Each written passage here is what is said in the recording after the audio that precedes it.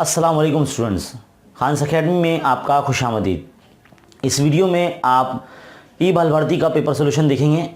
ई बाल भारती के अंदर हम सेट 3 हल कर रहे हैं, जिसका सेट 3 का मैथ्स 1 हल कर रहे हैं, जिसमें पहले 3 सवाल इससे पहले के लाइव सेशन में करा दिए गए हैं। अब इस सेशन में आप बाकी के 3 सवाल यानी सवाल नंबर 4, 5 और 6 का सोल्यूशन देखेंगे। तो चलिए शुरू करते हैं। तो स्टूडेंट, सवाल नंबर 4 में हमें कोई 3 सवाल हल करने हैं। इसमें 4 सवाल दिए गए हैं। तो पहला सवाल ये है कि अगर मुरब्बे मसावत x² - 4x - 6 = 0 के जो जज़र है वो अल्फ़ा और बीटा है, तो हमें इनकी कीमत यानी अल्फ़ा² + बीटा² और अल्फ़ा³ + बीटा³ का जवाब हमें मालूम करना है। सबसे पहले आप जब इसे हल करना शुरू करेंगे तो आपका सबसे पहला काम ये होना चाहिए कि जो दी गई मसावत है, मुरब्बे मसावत, उसे इस तरह से लिख देना है और फिर इसका मुवाजना करना है। इसकी जो स्टैंडर्ड फॉर्म है यानी जो मियारी सूरत है मुरब्बा मसावत की, उससे मुवाजना करना है। तो हमने यहाँ लिखना है कि दी गई मुरब्बई मसावत को ax² + bx + c = 0 से मुवाजना करने पर ऐसे लिखेंगे आप। उसके बाद a और b की कीमत निकालेंगे। तो a की कीमत क्या है, x² का ज़रीब कितना है, कुछ नहीं है तो 1 है, तो 1 लिख देंगे। b यानी x का ज़रीब यानी -4, c यानी अकेला नंबर जिसके साथ कोई मुतगय्यर नहीं है यानी -6, है ना।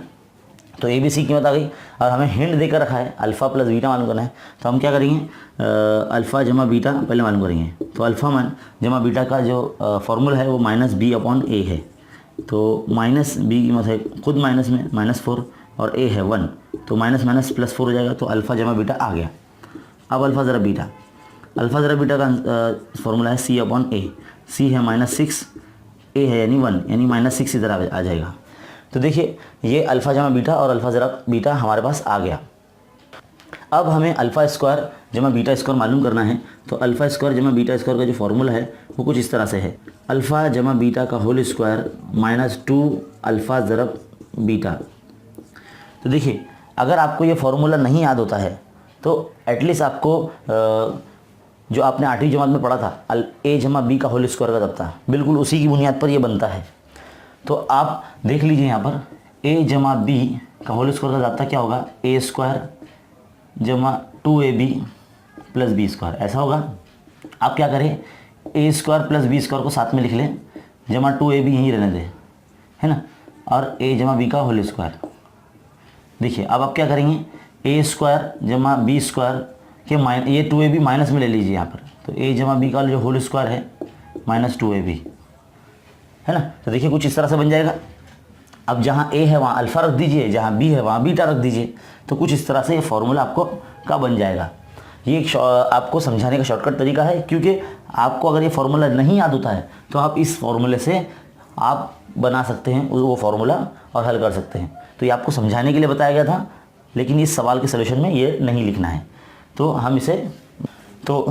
हमें अल्फ़ा² जमा बीटा² मालूम करना था। तो इसको ऐसे ही रहने देंगे एज इट इज़, अल्फ़ा² जमा बीटा² इज इक्वल टू अल्फ़ा जमा बीटा की कीमत कितनी है 4, तो 4 का स्क्वायर -2 ज़रब अल्फ़ा ज़रब बीटा कितना है -6 है, रख दीजिए। देखिए 4 का मुरब्बा 16, नफ़ी जमा 2, 16 दूनी 6 दूनी 12, तो कितना हो जाएगा, ये 28 हो जाएगा। तो अल्फ़ा² जमा बीटा² कितना आ गया 28। अब हमारा जो थर्ड पॉइंट है अल्फ़ा³ जमा बीटा³, है ना। तो इसका जो फार्मूला है वो है अल्फ़ा जमा बीटा का क्यूब -3 अल्फ़ा ज़रब बीटा जमा अल्फ़ा जमा बीटा, ज़रब क्यूब में अल्फ़ा जमा बीटा। तो ये फार्मूला है। अगर ये भी फार्मूला अगर आपको नहीं याद रहता है तो आपको 8वीं में आपने पढ़ा होगा a जमा b का होल क्यूब, बिल्कुल उसी की बुनियाद पर जिस तरह से इससे पहले हमने आपको बताया, तो बिल्कुल वैसे ही आप इसको भी बना सकते हैं। फिलहाल यहाँ पर अल्फ़ा³ जमा बीटा³ हमें मालूम करना है, वो ऐसे ही आप रख सकते हैं। अल्फ़ा जमा बीटा कितना आया हमारे पास 4 आया है, तो 4 का मकब -3 ज़रब अल्फ़ा ज़रब बीटा कितना है -6 है, रख दिया। अल्फ़ा जमा बीटा 4 है, रख दिया।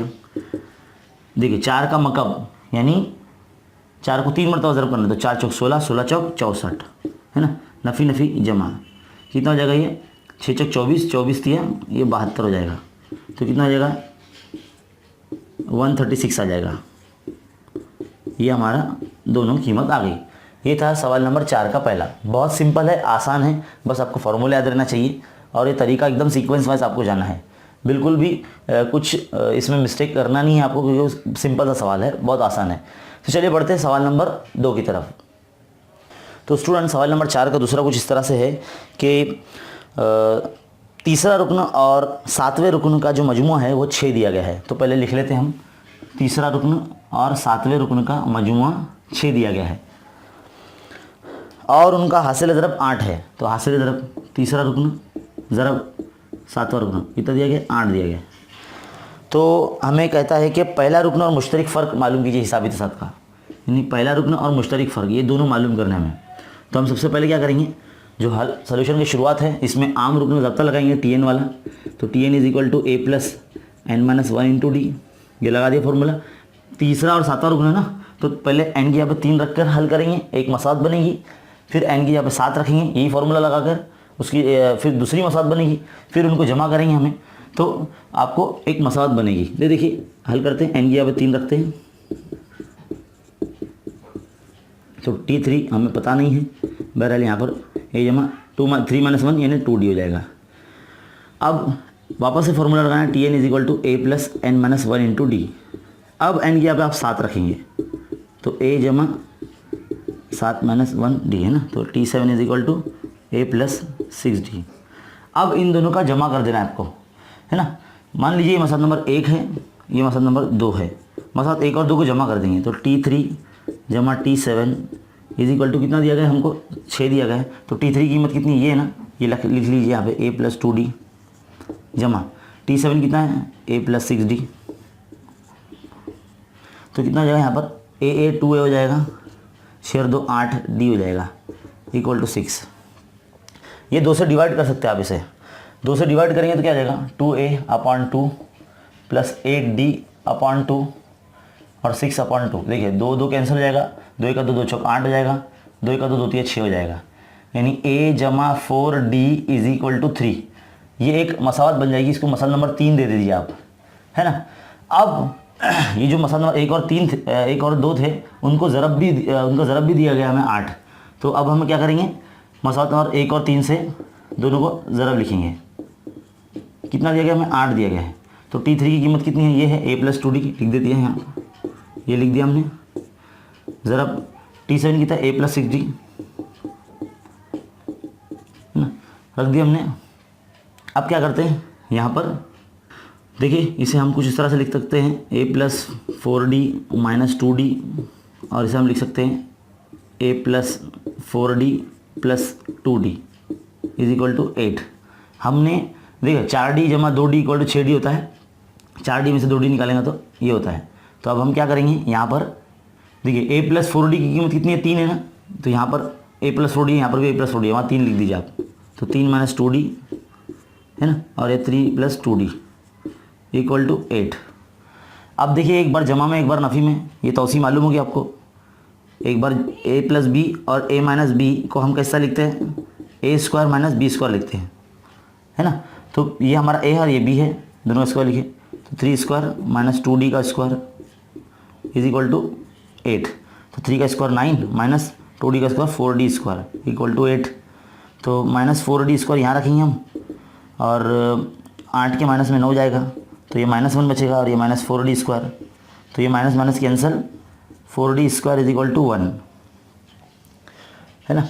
अब क्या करेंगे, d पे से 4d d स्क्वायर यहीं रहेगा, 1 के अपॉन में जाएगा 4, अब d पे से स्क्वायर हटेगा, तो 1/4 जो है वो रूट में चल जाएगा, तो ये 1/√2 यानी 1/2 बन के बाहर निकलेगा।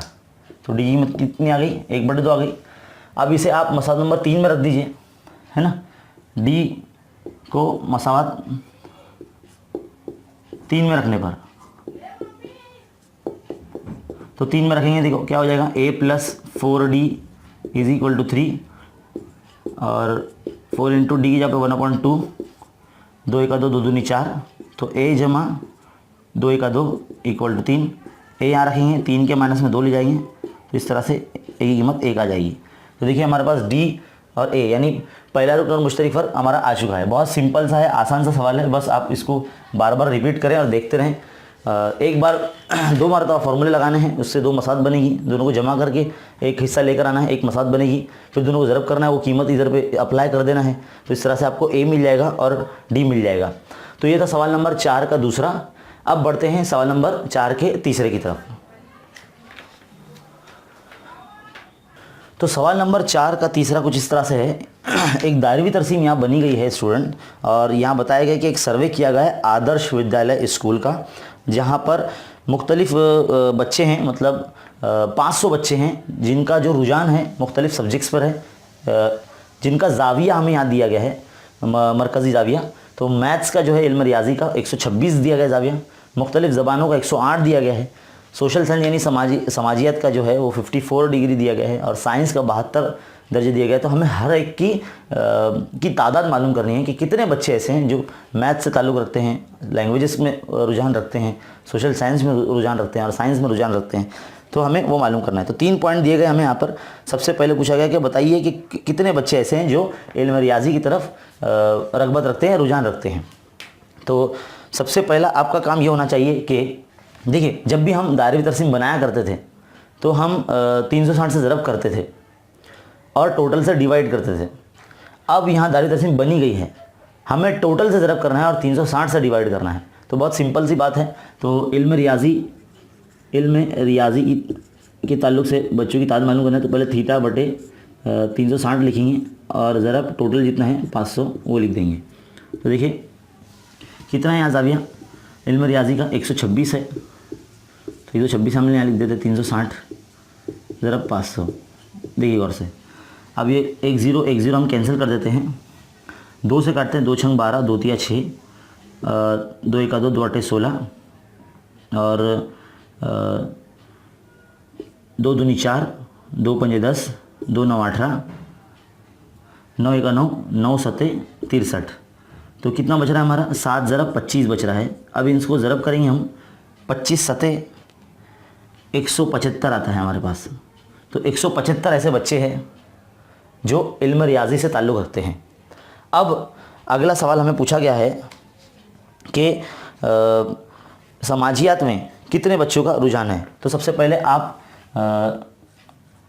समाजियात का मरकज़ी जाविया देखिए, तो थीटा बटे 360 ज़रब 500 है ना, क्योंकि टोटल 500 इसके लिए। समाजियात का 54 है, 54 रखते हैं यहाँ पर, 360 वैसी का वैसी, ये 500 भी वैसी का वैसी। देखिए 0 0 कैंसिल करें, 9 के पाड़े में दोनों आते हैं, 9 चौक 36 और 9 छंग 54 है ना। फिर 2 दूनी 4, 2 दूनी 4 और 1 2 पंजे 10, 2 1 2, 2 तिया 6, क्या बच रहा है 3 ज़रब 25 बच रहा है। तो 25 तिया 75 होता है। तो 75 ऐसे बच्चे हैं जो समाजियात से ताल्लुक़ रखते हैं। अब इसके बाद साइंस के ताल्लुक़ से हमें बताना है, साइंस में कितने बच्चों को रुझान है। तो साइंस का पहले लिख देते थीटा बटे 360 ज़रब 500। तो जाविया कितना है साइंस का 72 है, 72 दर्जे, और 360 यहाँ रखते हैं ज़रब 500। देखिए यहाँ 0 0 कैंसिल, 9 के पाड़े में दोनों आते हैं, 9 चौक 36, 9 8 72, 2 दूनी 4, 2 दूनी 4 और 1 2 पंजे 10 है ना, 2 1 2, 2 चौक 8। तो क्या बच रहा है 4 ज़रब 25 बच रहा है। तो 25 चौक कितना होता है 100 होता है। तो 100 ऐसे बच्चे हैं जो साइंस से ताल्लुक़ रखते हैं। तो अब वो बच्चे कितने हैं जिनका रुझान ज़बानों की तरफ है। तो बिल्कुल सेम ज़बान यानी जितने भी लैंग्वेजेस हैं, तो उसका जो फार्मूला रहेगा थीटा बटे 360 ज़रब टोटल 500। तो थीटा कितना है 108 बटे 360 ज़रब 500। तो देखिए 0 0 कैंसिल कर दिए हमने, और 2 से काटना है, 2 1 2, 2 8 16, 2 पंजे 10, 2 चौक 8, फिर 9 से कटता है ये, 9 दूनी 18, 9 छंग 54, 2 1 2, 2 तिया 6। तो कितना होगा 3 ज़रब 50 बच रहा है हमारा ये है ना। तो 3 पंजे 15 यानी, और ये 0। तो 150 बच्चे ऐसे हैं जो मुख्तलिफ ज़बानों से ताल्लुक़ रखते हैं। हमें तीसरा सवाल कुछ इस तरह से पूछा गया यहाँ पर कि ज़बान के मुकाबले में साइंस में कितने ताल्लुक़ रखते हैं। तो दोनों का जो फ़र्क है वो कितना रहेगा। तो साइंस का जो नंबर है यानी और ज़बान का नंबर है, दोनों का अगर माइनस किया जाए तो फ़र्क हमें मालूम पड़ जाएगा। तो ज़बान में 150 बच्चे हैं और साइंस में 100 बच्चे हैं, तो यानी 50 बच्चे ऐसे जिनका फ़र्क पाया जाता है। तो ये था सवाल नंबर चौथे का दूसरा। बहुत आसान है, सिंपल है, इसे आप लिख सकते हैं, बार बार रिपीट कीजिए, बहुत इंपॉर्टेंट सवाल है ये। तो चलिए बढ़ते हैं सवाल नंबर 4 के चौथे की तरफ। तो स्टूडेंट सवाल नंबर 4 का चौथा कुछ इस तरह से है कि एक दो हिंदसी अदद अपने असल अदद और हिंदसों का मकाम तब्दील करने के बाद जो हासिल होने वाला अदद है उनका मजमुआ 121 है। और हमें कहा जाता है, एक कंडीशन दी गई है, एक शर्त दी गई है कि अगर इकाई का इंदसा दहाई के इंदसे से 7 बड़ा है तो बताइए वो अदद कौन कौन से है। तो हमें सबसे पहले फ़र्ज़ कर लेना है, फ़र्ज़ किया कि इकाई का हिंदसा y है और दहाई का हिंदसा x है।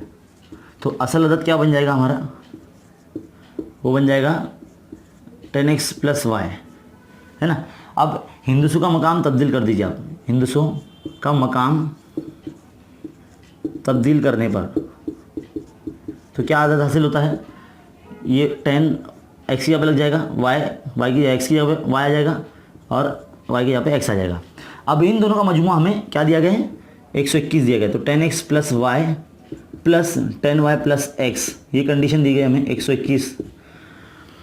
तो सबसे पहले एक मसावत बन जाएगी, फिर दूसरी कंडीशन को हम हल करेंगे। तो देखिए 10x और 1x 11x हो गया, जमा 10y और 1y 11y हो जाएगा, = 121। 11 कॉमन निकालते हैं, x + y यहाँ लिखते हैं 121, है ना। तो x + y यहाँ रखेंगे, 121 के बटे में 11 जाएगा, तो 11 से कैंसिल करेंगे तो ये 11 का मुरब्बा ही है तो 11 ही आने वाला है। तो x = y = 11, ये मतलब नंबर 1 बन गई, समझ लीजिए हमारी। अब दूसरी शर्त जो हमारे सवाल में ये दी गई है कि हमारा जो इकाई का हिंदसा है, इकाई का हिंदसा जो है वो दहाई के हिंदसे से 7 ज़्यादा है। तो कुछ इस तरह से बन जाएगी, 7 ज़्यादा है ना, दहाई का अंदर इकाई के हिंदसे से 7 ज़्यादा है, तो ये हमारे पास बन गई मसावत। तो y को इधर ले लीजिए आप, ये मसावत नंबर 2 बन गई। अब मसावत नंबर 1 और 2 को आप जमा कर दो, तो मसावत नंबर 1 और 2 को जमा करेंगे तो x = y = 11 और x - y = 7। तो यहाँ जमा करेंगे तो देखिए आपके y कैंसिल हो जाएगा, x 2x हो जाएगा और ये कितना आएगा 11 और 7 18। तो x = 18/2 यानी 2 × 2 दोनों 18, यानी x की कीमत 9 आ जाएगी, है ना। और अब इसको अगर हम असल अदद में रखते हैं तो हमें मसला नंबर 1 में रखते हैं, x = y = 11, x यहाँ पे 9 रखना है, तो ये 2 हो जाएगा। तो हमारा इकाई का हिंदसा 2 और दहाई का हिंदसा 9, तो ये हमारा जो अदद है 29 हमें मिल जाएगा। तो ये है वो अदद, इकाई का हिंदसा और दहाई का हिंदसा। इकाई का हिंदसा 9 और दहाई का हिंदसा 2 हो जाएगा। तो ये था सवाल नंबर 4। उम्मीद है आपको बहुत अच्छे तरीके से समझ में आएगा। बहुत सिंपल है, आसान है, बस दी गई शर्तों के मुताबिक आपको मसावत बनानी है और हल करना है। तो चलिए बढ़ते हैं सवाल नंबर 5 की तरफ। तो सवाल नंबर 5 का पहला कुछ इस तरह से है स्टूडेंट, यहाँ पे देखिए सवाल नंबर 5 में कोई एक सवाल करना है, 2 दिए गए हैं, तो हम पहला करते हैं। यहाँ पे बताया गया है कि आकोला से भुसावल का जो दरमियानी फासला है वो 168 किलोमीटर है। तो एक एक्सप्रेस गाड़ी जो है वो 1 घंटा कम लेती है बनिस्बत एक पैसेंजर गाड़ी से उसी फासले को तय करने के लिए। तो हमें उनकी जो एवरेज स्पीड है, यानी जो उनकी जो मुस्तकिल रफ्तार है वो क्या होगी बताना है। अगर जो एक्सप्रेस ट्रेन है वो पैसेंजर ट्रेन के मुकाबले में 14 किलोमीटर ज़्यादा सफ़र करती है, तो हमें बताना है कि 1 घंटे अगर कम लेती है एक्सप्रेस ट्रेन उसी फासले को तय करने के लिए, तो उनकी जो एवरेज स्पीड है यानी मुस्तकिल जो रफ्तार है उनकी वो बताना है। और दूसरी कंडीशन जो दी गई है वो ये कि जो एक्सप्रेस ट्रेन है वो पैसेंजर ट्रेन से 14 किलोमीटर ज़्यादा का सफ़र करती है। तो चलिए इस सवाल को हल करते हैं।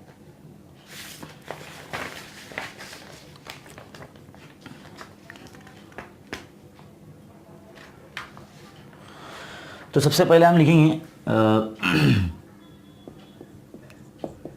आकोला से भुसावल का दरमियानी फासला कितना है, 168 किलोमीटर, है ना। फ़र्ज़ करेंगे हम, फ़र्ज़ किया कि एक पैसेंजर ट्रेन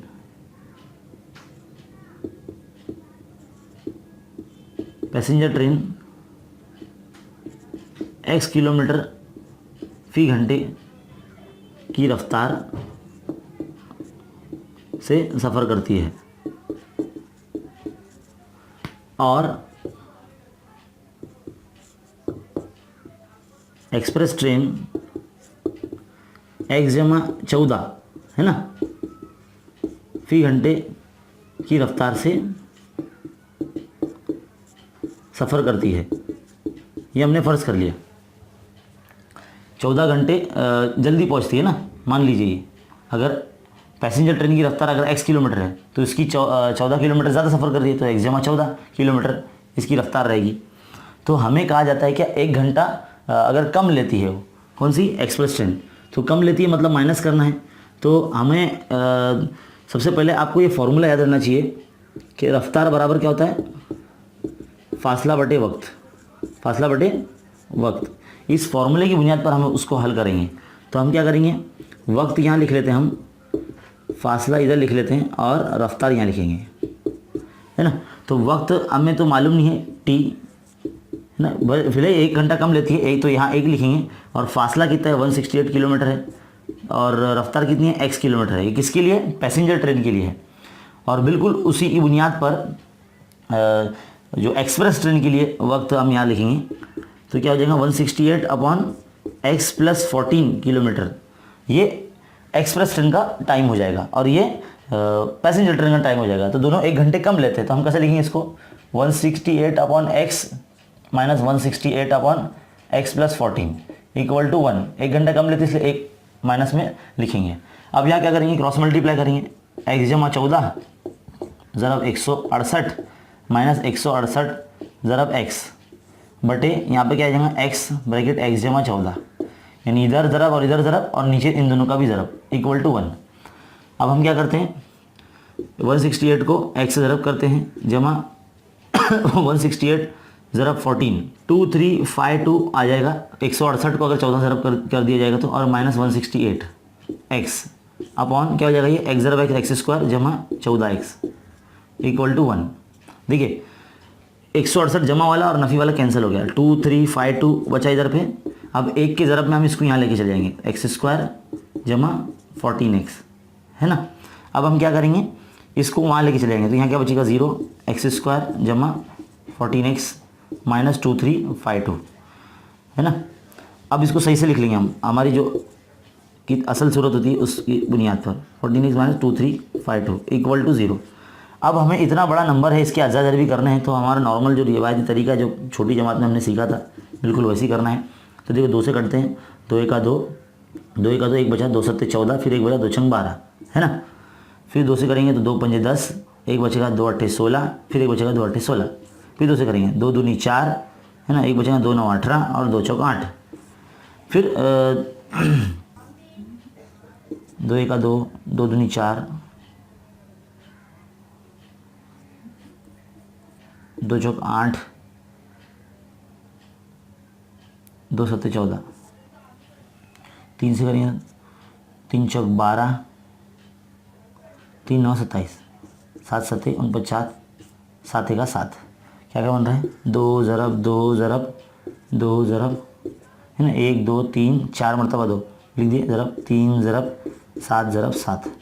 अब हम क्या करते हैं, 2 × 3 = 6 और 6 × 7 = 42 और ये कितना है, 2 ज़रब 2 ज़रब 2 यानी 8, तो 8 × 7 = 56। देखिए 56 को 42 से जब ज़रब दिया जाता है तो यही नंबर आता है 2352। तो हमें 14 लाना है, तो 56 और 42 में 14 का फ़र्क होता है। तो हम क्या करेंगे, इसी की बुनियाद पर इसको हल करेंगे। तो देखिए यहाँ पर x² + 14x - 2352 = 0। तो देखिए 2352 2352 का हमने क्या निकाला, 42 को अगर हम 56 से ज़रब देंगे तो 2352 आता है। अब हम 14 लाना है ना, तो ये वाला नंबर माइनस में रहेगा। अब इनको रख दीजिए बस साथ में, x² - 42x + 56 x minus 2352 is equal to 0। अब क्या करना है, x कॉमन निकाला तो x माइनस 42 और यहाँ पर 56 कॉमन और यहाँ पर भी x माइनस 42। इसके बाद तो अजाजर भी आपको अच्छे से करने आ जाना चाहिए। तो x माइनस 42 और x प्लस 56 इक्वल टू 0। अब यहाँ 0 बांट देना, x माइनस 42 इक्वल टू 0 और x प्लस 56 इक्वल टू 0 और x इक्वल टू ये 42 इधर आ जाएगा तो प्लस में और ये 56 इधर चले जाएगा तो माइनस में, है ना। तो यहाँ पर हम इसको नहीं गिनेंगे क्योंकि किसी भी ट्रेन की स्पीड माइनस में नहीं होती, तो -56 नहीं गिनेंगे, 42 गिनेंगे।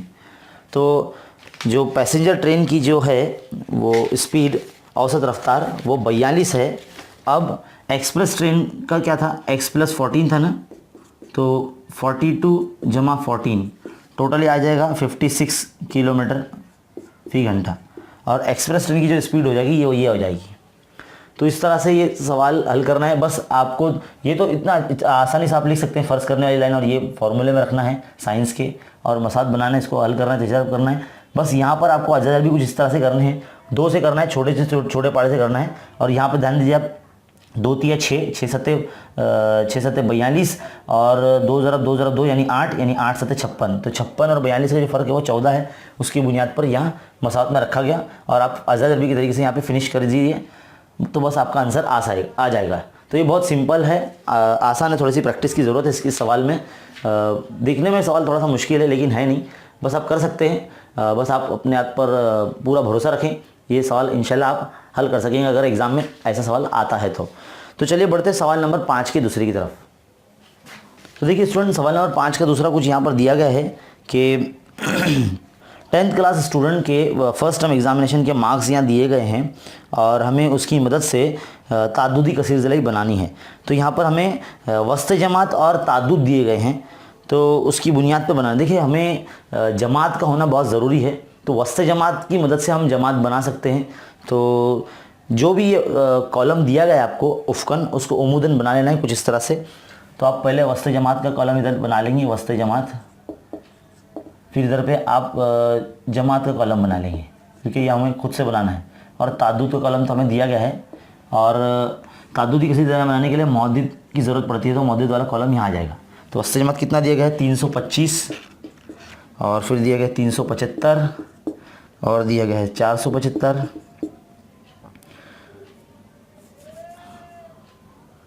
425, फिर 475, फिर 525 और 575 ये दिया गया है। तो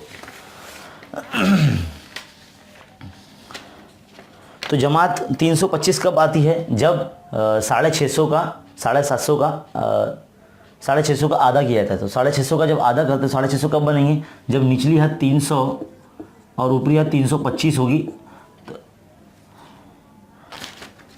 ऊपरी हद 350 होगी, तब जाके हमारा 325 आ जाएगी ना। तो 300 300 600 650 650 अगर हमारा टोटल होगा तब जाके 325 हमारा वस्त जमात आता है। तो इसी की बुनियाद पर हम इसको दोहराया हुआ लिख सकते हैं। ये 350 से लेके ये 400 होगा, तब जाके शायद इसका 375 आएगा, है ना। बिल्कुल उसकी बुनियाद पर अब जमात बनाना है। 400 से लेके 450, है ना, 50-50 का गैप है। 450 से 500, ये बहुत सिंपल सा है। 500 से लेके 550 और 550 से लेके 600, है ना। तो ये जमात बन गई। ताद्दुद तो हमें सवाल में ही दिया गया है, 25, 35, 45, 40, 32 और 20। अब ये हमें दिया गया है, मौद्दिद के ज़रिए लिए हमें तो ये ताद्दुद और ये वस्त जमात की ज़रूरत पड़ती है। तो ये हमारा वस्त जमात x का पॉइंट होता है और ये y का पॉइंट होता है। तो 325, 25 325, 25 ये मौद्दिद बन गए। 375, 35 375, 35 ये भी मौद्दिद बन गया। अब 425, 45 425, 45 475, 40, है ना। 525, 32 आखिर क्या है, 575, 20, तो देखिए ये मौजूद तैयार हो गए। अब इसकी मदद से हमें तादुदी का सिलसिले बनानी है। तो मेरी आपसे राय है कि एक्स मेवर पर आप जो पैमाना लेंगे, एक्स मेवर पर वो एक सम बराबर 10 मार्क्स लिखेंगे आप। एक सम बराबर आप 50 मार्क्स लिखेंगे, 50 मार्क्स का गैप लेना है आपको। और वाई मेवर पर एक सम बराबर 10 तुलबा का गैप लेना है आपको। तो इस पैमाने के मुताबिक अगर आप लेते हैं तो आपकी तरसीम बआसानी बन जाएगी। देखिए पैमाना मैंने आपको दे दिया गया है, क्योंकि हमारे पास फिलहाल अभी ये वाइट बोर्ड पर आपको समझाया जा रहा है, तो यहाँ पर ग्राफ का इस्तेमाल नहीं कर सकते हम। तो यह आपको पैमाना दे दिया गया है, इसकी बुनियाद पे आप लिखिए और इसके बार डायग्राम खड़े कीजिए और उसके दरमियानी हिस्सों को मिलाते हुए 0 से लेकर 0 पर अटैच कर दीजिए। तो ये है आपका सवाल नंबर 5वें का दूसरा। अब बढ़ते हैं इस पेपर सोल्यूशन के सवाल नंबर 6 की तरफ, जिसमें 2 सवाल दिए गए हैं, एक हल करना है। चलिए बढ़ते हैं सवाल नंबर 6 की तरफ। तो स्टूडेंट सवाल नंबर 6 कुछ इस तरह से है कि एक बैग में 6 का जो पहला है इसमें बताया गया कि एक करना है, 2 दिए गए। तो पहला सवाल हम हल करने जा रहे हैं। यहाँ बताया गया कि एक बैग में 50 बॉल हैं, जिसमें से कुछ सफ़ेद बॉल हैं और कुछ नीली गेंद हैं, मतलब बॉल है, और कुछ लाल गेंद हैं। तो इसमें एक शर्तें दी गई हैं कि जो सफ़ेद गेंदों की जो तादाद है वो 11 गुना ज़्यादा है बनिस्बत नीले बॉलों की। और दूसरी शर्त ये बताई गई है कि लाल बॉल जो है वो कम है बनिस्बत सफ़ेद बॉल से, है ना। और कहा गया है कि जो लाल गेंदों की जो तादाद है वो ज़्यादा है बनिस्बत नीले बॉल से। तो बताइए कि अगर बेतरतीब तरीके से एक बॉल निकाला गया तो हमें एहतमाल मालूम करना है कि वो जो निकाला गया बॉल है वो रेड कलर का है। तो हमें पता होना चाहिए कि अगर शर्तों के मुताबिक अगर देखा जाए तो हम बोल सकते हैं कि देखिए ब्लू, रेड और वाइट बॉल, हमें बोला गया कि जितनी तादाद ब्लू बॉल की होगी उसका 11 गुना ज़्यादा वाइट बॉल होगा। तो मान लेते हैं अगर एक बॉल अगर है ब्लू तो 11 गुना मतलब 11 का 11 है ना। तो 11 बॉल कितनी हो जाएगी, वाइट बॉल की हो जाएगी। तो टोटल 50 बॉल है, तो एक इसका 11 इसका यानी 12 बॉल हो गए। तो 50 में से 12 माइनस करें तो कितना बचेगा, 38 बचेगा। तो 38 बन जाते हैं। तो ये एक छोटा सोल्यूशन है जिसके मुताबिक हम हल कर सकते हैं। और अगर ब्लू यानी नीली गेंदों की तादाद अगर 2 है तो 11 गुना ज़्यादा है वाइट बॉल, तो 11 दूनी 22 ही हो जाएगा। तो 22 और 2 24, तो 50 में से 24 माइनस हो जाएंगे तो कितना बचेगा, 26 बॉल रेड वाले बचेंगे, है ना। नंबर 3, और अगर 3 बॉल होती है नीली गेंद अगर 3 होती है तो उसका 11 गुना ज़्यादा वाइट बॉल होंगी, तो 11 3 33 हो जाएगा। तो 33 और 3 36 हो जाएंगे।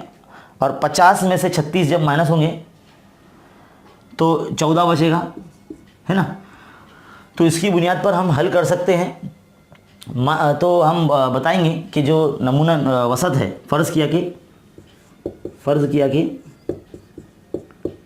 नमूने वसत एस है, तो टोटल एन ऑफ एस मतलब कितना है, 50 बॉल है। तो हम अगर बताएंगे कि नीले कलर की जो बॉल है वो अगर 3 है तो 11 गुना ज़्यादा यानी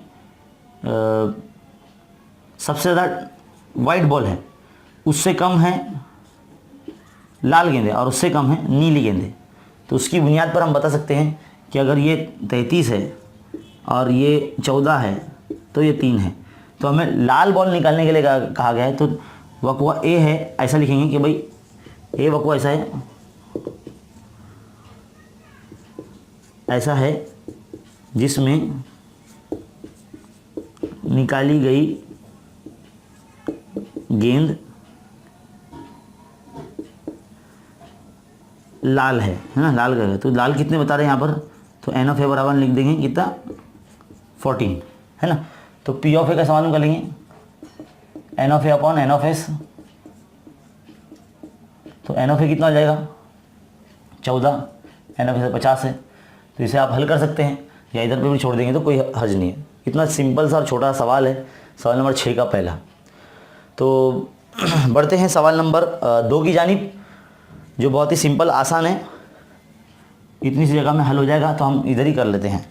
तो देखिए हमें कहा गया है कि ए और बी और सी डीलर्स हैं ताजिर हैं महाराष्ट्र के, और हमें उनका जो सितंबर 2018 का ट्रांजैक्शन, मतलब क्या उन्होंने ख़रीदा क्या बेचा, वो यहाँ लिखा गया है, जिसमें जीएसटी की जो शरह है वो 5% है।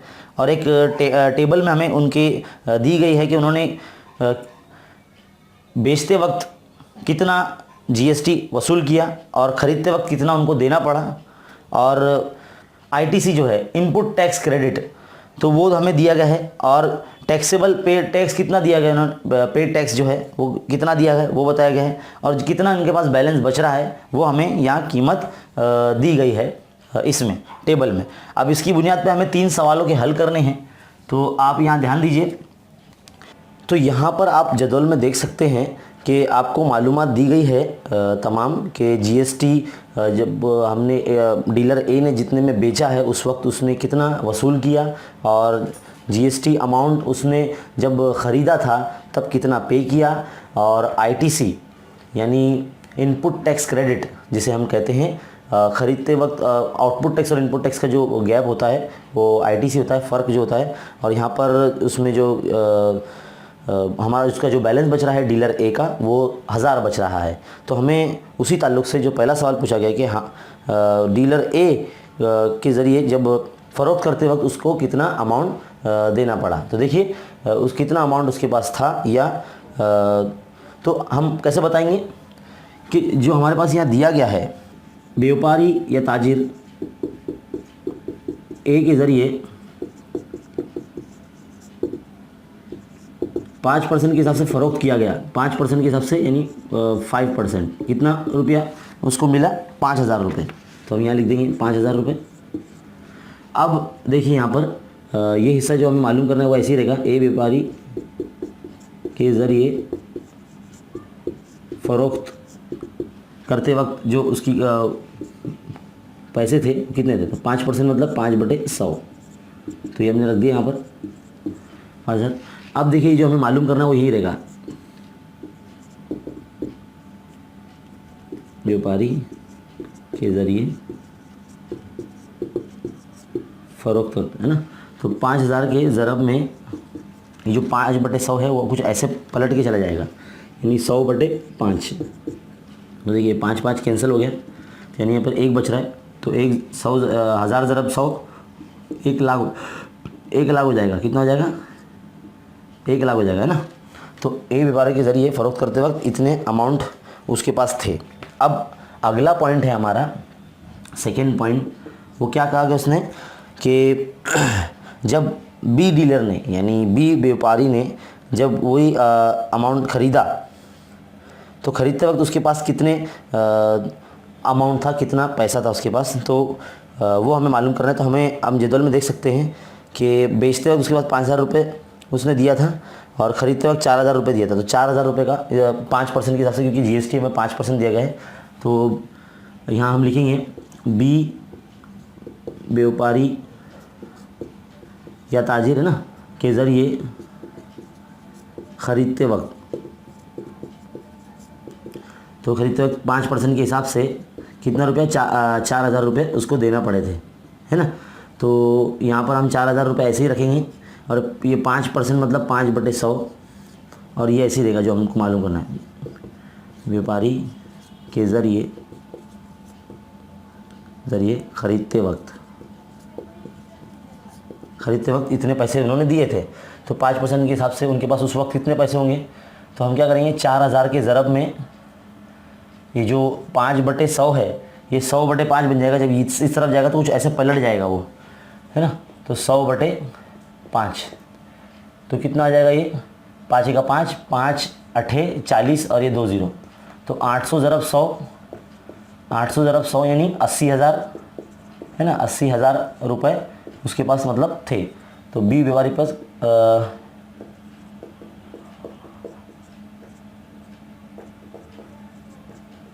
ख़रीदते वक्त जो अमाउंट था उनके पास वो इतना था, है ना। ये हमें 2 पॉइंट मालूम हो गए।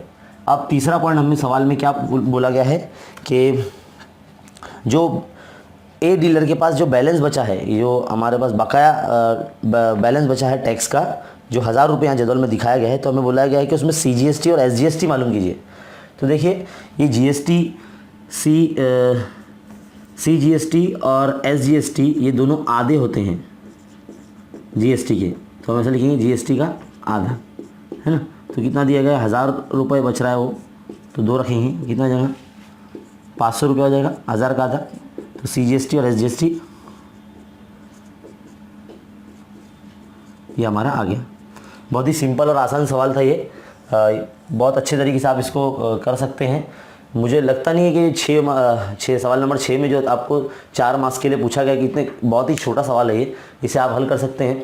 उम्मीद करता हूँ कि आपको ये 2 सवाल नंबर 6 के पहला और दूसरा समझ में आया होगा। और ये था हमारा ई बाल भर्ती का सेट 3 का मैथ्स 1 का पेपर। इसे देखने के बाद अपने तमाम दोस्त अहबाब और में शेयर कीजिए, और इसे देखने के बाद लाइक कीजिए और बार बार देखते रहिए, सीखते रहिए और इसी पेपर की प्रैक्टिस करते रहिए। हो सकता है शायद इसी पेपर में से, इसी सेट में से आपको बोर्ड एग्जाम में कुछ सवाल आ जाए। तो चलिए मिलते हैं हम अपने अगले वीडियो में, तब तक के लिए अस्सलाम वालेकुम।